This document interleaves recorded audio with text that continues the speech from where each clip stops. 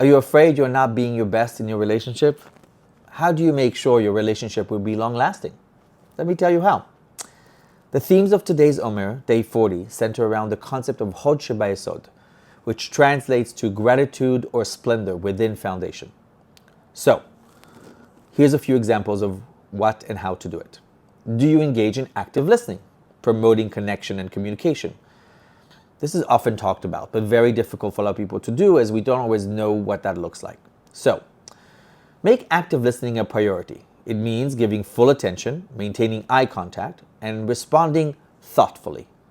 Listening beyond words helps us understand emotions and intentions. So be aware of all of that in the conversation. Also, different idea, making time to talk about what you are thinking and feeling. This may sound very new age. Setting a time every week or every other week is important. A time devoted to just talking about yourselves as a couple or a throuple or more, and your feelings is essential to making sure that you feel seen and heard. Both of you foster an environment where all of you can express yourself without fear of judgment. This is the opposite of a safe space. This is a brave space. You can be honest. You can say things you think, make mistakes even.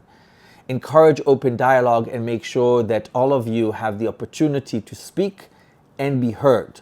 A state of the nation, if you will. Avoid, of course, monopolizing the conversation. Now, how do you show consistent support for each other's goals and dreams? Celebrate successes together and offer comfort during challenging times. This builds steady foundation of trust and mutual respect. What kind of needs do you have as an individual? Respect? Space? Respecting each other's need for personal space, for example, and alone time is understanding and honoring the boundaries prevents feeling of being overwhelmed or suffocated. And maintaining this, it gives us a healthy balance within the relationship. What kind of activities do you do together? Date night, new interests, a new class, something you both wanted to try maybe? Can you make quality time a priority? Whether it's through shared activities, deep conversations, or simply being together in silence. The act of being present reinforces the bond and nurtures the foundation of the relationship, and it has to be taken care of. Empathy.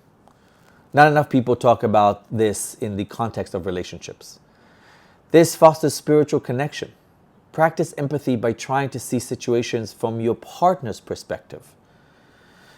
Make sure that you understand their reaction, what's happening, how they feel. This helps developing a deeper understanding and sensitivity towards each other's feelings and needs, creating a bond that is rooted in compassion and mutual respect and understanding that the other person has a different perspective. One of the most important things for long-lasting relationship, of course, is consistent communication. Maintain regular communication, not just about logistical matters which can take over the conversation, but about the feelings, experiences, and aspirations. And like we said before, this ongoing exchange keeps relationships dynamic and ensures all partners remain emotionally connected to it. How do you show appreciation and not taking things for granted is also important. How do you regularly express gratitude and appreciation for each other?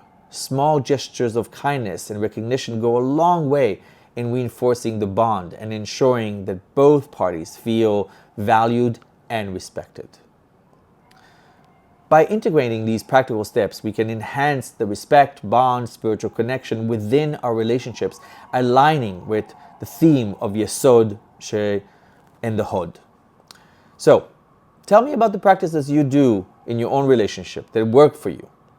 And write them down in the comments. I'd love to hear what works for you. And I'll see you tomorrow.